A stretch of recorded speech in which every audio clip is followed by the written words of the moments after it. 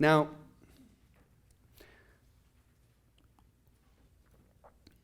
some of you may be familiar with the movie franchise Mission Impossible.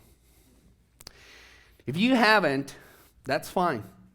Because the idea of the title lands whether you watch every film, only one film, or none at all.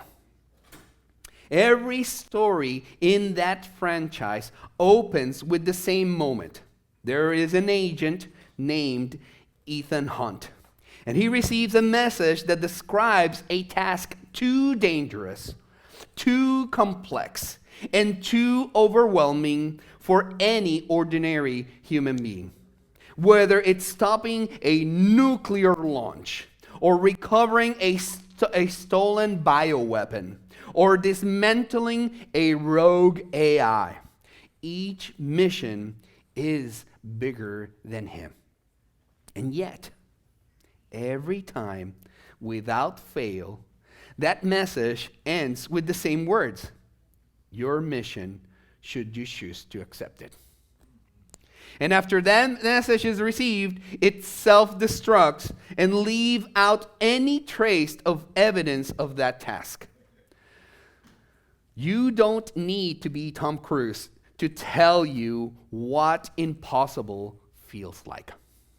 You know the assignment that leaves you anxious, the obedience that feels beyond your strength, the suffering that feels like it will break you, the call to holiness that exposes your weakness. In John 16, Jesus gives his disciples a mission far more impossible than anything Ethan Hunt has ever faced.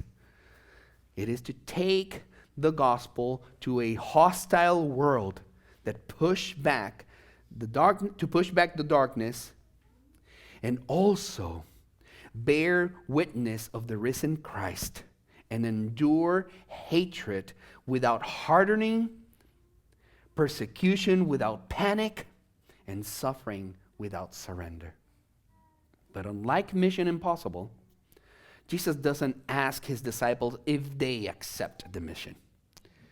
He tells them the mission and then tells them plainly, you cannot do this by your own.